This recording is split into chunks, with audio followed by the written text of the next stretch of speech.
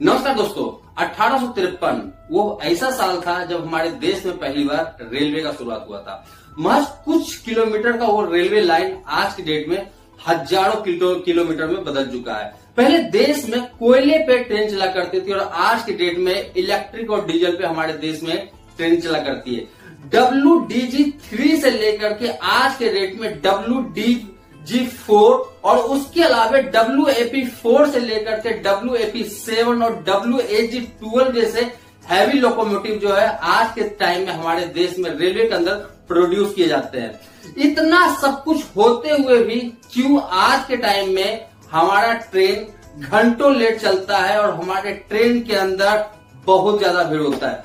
दोस्तों, आज का दौर ऐसा है जब हमारे देश में प्रीमियम ट्रेनों का भरमार लग चुका है। जैसे वंदे भारत हो गया, शताब्दी, राजधानी, तेजस जैसे, दुरंतो जैसे बहुत सारे ऐसे प्रीमियम ट्रेन है जो कि देश के अंदर सेवाएं दे रही है। ये सारे ट्रेनों में वो भीड़ ज्यादा देखने के लिए नहीं मिलता है जो दूसरे किसी भी मेल या एक्सप्रेस ट्रेनों में भीड़ देखने के लिए मिलता है। ये जितने भी प्रीमियम ट्रेन है ये कभी भी शायद ही घंटों लेट हुआ करता हो, लेकिन जो भी एक्सप्रेस ट्रेनें होती है वो ज्यादा करके लेट ही चला करती है। जो जितने भी एक्सप्रेस और मेल ट्रेनें होती है उसमें ज्यादा करके भीड़ हुआ करती है। तो क्यों ऐसा होता है, चलिए इसके ऊपर हम ध्यान देते हैं। तो दोस्तों, 1947 देश में ऐसा साल था जब देश को आजादी मिला था और उस समय देश की जनसंख्या करीब 32 करोड़ के अराउंड था और आज के टाइम में लगभग 142 करोड़ के अराउंड हमारे देश का जनसंख्या, मतलब ये पूरे टाइम पीरियड में हमारे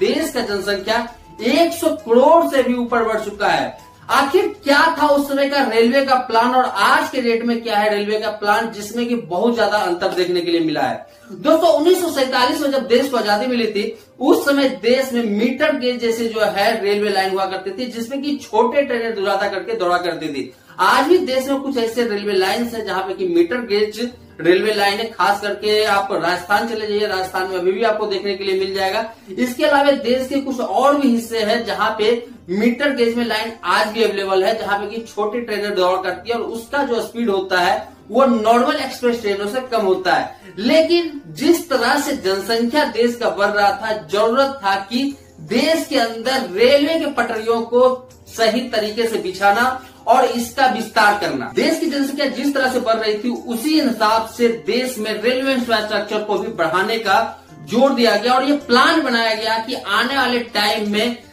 80 करोड़ लोगों का जो जनसंख्या होगा देश का, उसके हिसाब से रेल के इंफ्रास्ट्रक्चर को बढ़ाया जाए और इसी के हिसाब से देश के अंदर रेलवे लाइन का विस्तार, कितने भी मीटर गेज रेलवे ट्रैक थे इसको कन्वर्ट करके ब्रॉड गेज में बदला गया ताकि इसके ऊपर बड़े ट्रेनों को दौड़ाया जा सके और साथ में जिसमें ज्यादा यात्री सवार हो सके।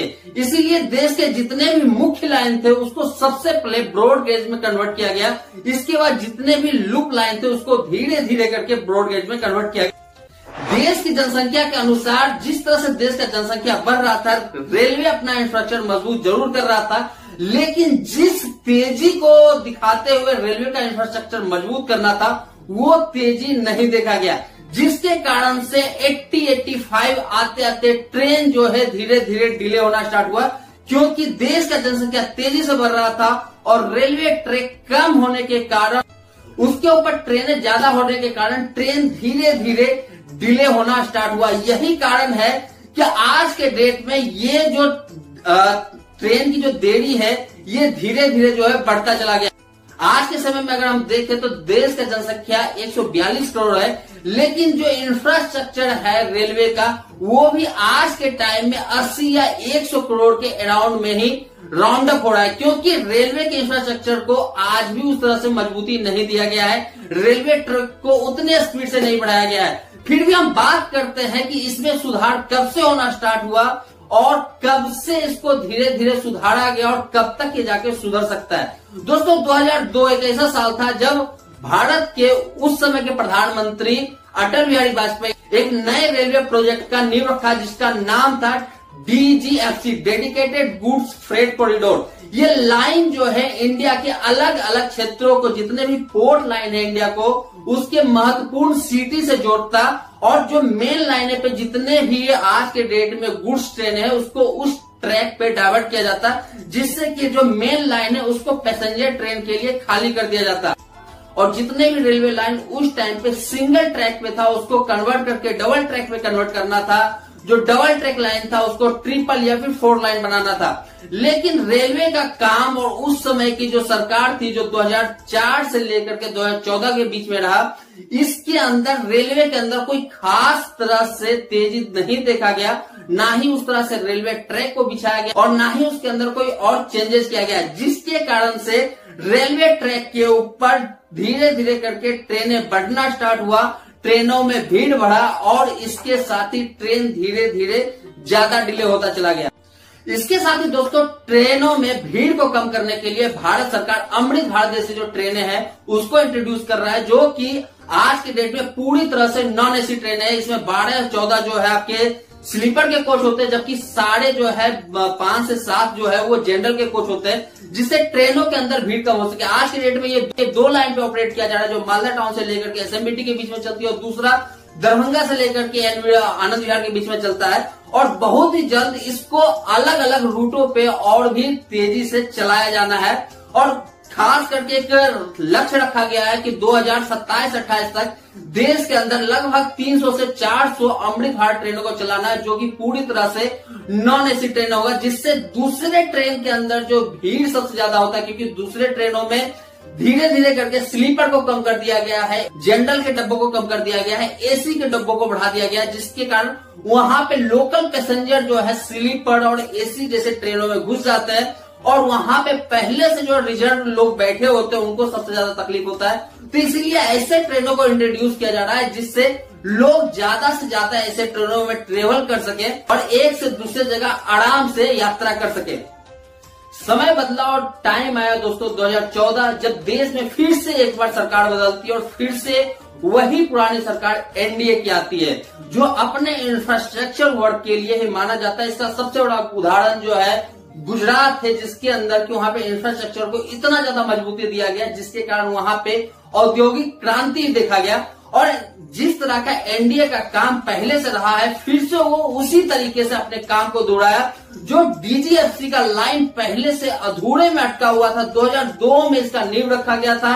इसका जो साइन था ये 2009 में कंप्लीट किया गया और इसके ऊपर वर्क जो है ये 2009 के बाद धीरे धीरे स्टार्ट हुआ। लेकिन जैसे ही 2014 आता है, इसके ऊपर स्पीड में काम होना स्टार्ट होता है और इसके साथ ही अब तक जो है डीजीएफसी के अंदर ईस्ट और वेस्ट 2 कॉरिडोर बनाए जा चुके हैं, जबकि ईस्ट कॉरिडोर जो है वो लुधियाना से दादरी होते हुए आपका केलकटा तक पूरी तरह से ऑपरेशनल कर दिया गया है, जबकि दूसरे साइड में रेवाड़ी से जो जेएनपीटी तक वेस्ट लाइन को खोलना था ये भी लगभग पूरी तरह से ऑपरेशनल हो चुका है। डीजीएफसी का मेन था दोस्तों मोटो की जितने भी मालगाड़ियां इस दूसरे पैसेंजर ट्रैक पे चलता है, इसको डाइवर्ट करके डीजीएफसी ट्रैक पे किया जाए, जिससे कि इस ट्रैक को पीपल जो लोग होते जो यात्री होते हैं उसके ट्रेनों के लिए खाली कर दिया जाए, जिससे ट्रेनों का जो रफ्तार है वो बढ़ सके, पैसेंजर ट्रेनों का, और खास करके जहां पे मालगाड़ियों का रफ्तार जो पहले कम हुआ करता था उसके रफ्तार को भी डीजीएफसी लाइन के थ्रू बढ़ाया जा सके। इसी कारण से आज के डेट में 2 ऑपरेशनल ट्रैक डीजीएफसी का स्टार्ट हो चुका है, जो ईस्ट वेस्ट कॉरिडोर के नाम से जाना जाता है। अब इसके अंदर जो है लगभग 8,500 किलोमीटर का रेलवे लाइन ट्रैक बिछना है, जो डीजीएफसी के अंदर आता है। इसमें दोस्तों 1800 किलोमीटर का जो लाइन है ये पूरी तरह से ऑपरेशनल हो चुका है। 1500 किलोमीटर का जो वेस्टर्न लाइन है ये लगभग ऑपरेशनल है। कुछ और इसमें जो है ट्रैकें बिछने जानी है, उसके ऊपर फिर ट्रायल होगा और फिर उसको स्टार्ट किया जाएगा डीजीएफसी के अंदर। और दूसरे भी लाइन से इसको जोड़ना है, जहां से कि इसको चेन्नई से जोड़ना है, विजयवाड़ा से जोड़ना है, जिसको आपका केलकटा से विजयवाड़ा के लिए ऑपरेशनल करना है, साथ में भुसावल के लिए ऑपरेशनल करना है, इसको आपका बेंगलोर से ऑपरेशनल करना है। तो इस हिसाब से अलग अलग लाइन पे डीजीएफसी को स्टार्ट करना है, जिससे जो मालगाड़ी आज के डेट में नॉर्मल ट्रैक पे रन करता है वो उसके ऊपर डाइवर्ट किया जा सके, जिससे क्या होगा कि यहाँ का जो ट्रैफिक है वो कम हो सके। और जो आज के डेट में डबल लाइन है जहां पे कि ट्रेनें दौड़ा करती है, उसको ट्रिपल लाइन और 4 लाइन में भी स्पीड में कन्वर्ट किया जा रहा है, जिसमें कि आपका ईस्टर्न और वेस्टर्न ये 2 जो मेन लाइन है इसको सबसे पहले ऑपरेशनल करना है। क्योंकि सबसे ज्यादा अगर हम भीड़ देखते हैं दोस्तों ट्रेनों में, तो यही दोनों रूट है जिसमें सबसे ज्यादा भीड़ देखा जाता है। खास करके नॉर्थ इंडिया से खुलने वाली जितनी भी ट्रेनें होती है, चाहे वो झारखंड से खुल रहा हो, आपका बिहार से खुल रहा हो, आपका ईस्ट यूपी से खुल रहा हो, कुछ बंगाल, असम जैसे जितने भी क्षेत्र, इधर से जो भी ट्रेन वेस्टर्न और साउथ के लिए जाती है, इसको सबसे पहले 4 लाइन में कन्वर्ट करना है, जिससे कि यहाँ पे ट्रेनों के अंदर भीड़ कम हो सके और ट्रेन ने टाइमली रन कर सके।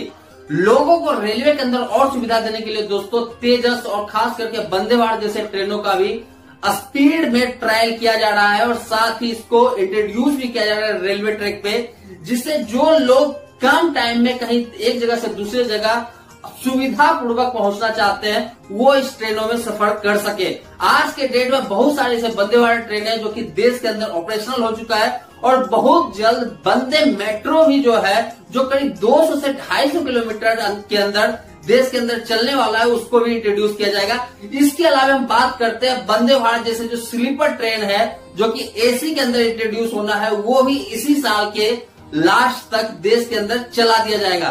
तो इस तरह से दोस्तों धीरे धीरे करके रेलवे के जो पुराने ट्रैक है उसको बदलना है। 2 ट्रैक जहां पे है उसको 3 ट्रैक में कन्वर्ट करना है, जहां 3 ट्रैक है उसको 4 ट्रैक में कन्वर्ट करना है, जहां पे 1 ट्रैक है वहां पे 2 ट्रैक करना है, जिससे धीरे धीरे करके ट्रेनों को सही टाइम पे चलाया जा सके। क्योंकि जितना ज्यादा ट्रैक देश के अंदर रेलवे लाइन का होगा, ट्रेन उतना ज्यादा इस देश में चल सकता है। आज की डेट में मैं बात करूं तो इसी साल की हम बात करते हैं 2024 की, तो हजारों स्पेशल ट्रेनों को इंट्रोड्यूस किया गया है भारतीय रेलवे के अंदर एक जगह से दूसरे जगह जाने के लिए। लेकिन वो ट्रेन आज के डेट में घंटों लेट चलती है, कोई 5 घंटे लेट है तो कोई 30 घंटे लेट है। और इसका सबसे बड़ा कारण है रेलवे ट्रैक को खाली न किया जाना, क्योंकि इसके ऊपर पहले से ही ओवरलोड ट्रेनें चल रही है। जो ट्रेनें रेगुलर है उसी को सही टाइम से नहीं चलाया जा रहा है, क्योंकि पहले से बहुत सारी ट्रेनें इस रूट पे अवेलेबल है। दूसरा है दोस्तों सिग्नलिंग सिस्टम। आज के भी समय में देश के अंदर बहुत सारे जगहों पे ऑटोमेटिक सिग्नलिंग नहीं है, मैनुअल सिग्नल सिस्टम है। इसके कारण भी ट्रेन को एक स्टेशन से दूसरे स्टेशन मूव कराने के लिए धीरे गति से दौड़ाया जाता है। इसके साथ ही पुराने बहुत सारे ऐसे ट्रैक है जो कि अपने 130 या 160 के मैक्सिमम स्पीड को सही से कवर नहीं कर पाते। उन ट्रैकों को बदला जा रहा है ताकि वहां पे स्पीड जो है बढ़ाया जा सके। और यही छोटी छोटी चीजों को चेंज करके देश के अंदर एक लक्ष्य रखा गया है कि 2030 तक देश के लगभग जितने भी ट्रेन ओवरलोड चल रहे हैं उनको ओवरलोड से कम किया जा सके, और साथ में जो ट्रेनें घंटों लेट चलती है उसको रेगुलर टाइम पे चलाया जा सके। इसके साथ ही अब बात करते हैं क्या इतना सब कुछ होने के बाद ट्रेनों में भीड़ नहीं होगा या फिर ट्रेन टाइमली चलेगा या फिर भी लेट चलेगा।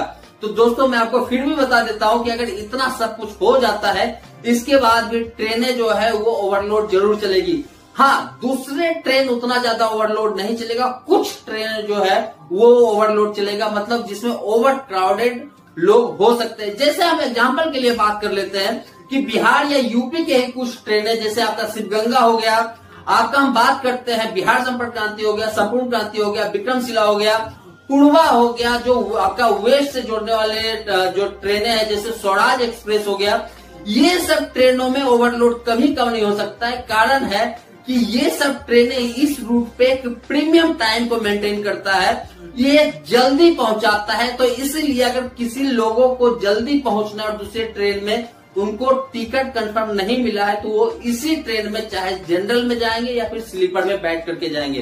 तो इसलिए ऐसी जो ट्रेनें हैं ये ओवरलोड हमेशा चलेगा जब तक कि बहुत ज्यादा ट्रेनों को इंट्रोड्यूस नहीं किया जाए भारतीय रेलवे के अंदर। इसके बाद हम बात करते हैं क्या ट्रेनें तब भी लेट चलेगी। तो जी हाँ दोस्तों, ट्रेनें तब भी लेट चल सकती है क्योंकि भारतीय रेलवे का जो सिग्नलिंग सिस्टम है इसको बार बार लोगों के द्वारा अवरुद्ध किया जाता है। अभी हाल में देखा गया है कि किस तरह से रेलवे सिग्नल को जाम किया गया लोगों के द्वारा और इसके कारण ट्रेन डिले हो रहा है। तो ये चीजें जो है तभी रहेगा, ऐसा नहीं है कि नहीं रहेगा। इसके अलावा ट्रैकों का जो नियमित रूप से जो चेकिंग होता है वो नहीं हो पा रहा है। तो ये आने वाले टाइम में देखा जाएगा कि क्या ट्रैकों को सही तरीके से मेंटेन किया जा सकता है, क्या पूरे रूट पे ट्रेन 130 या 160 के स्पीड में दौड़ सकती है?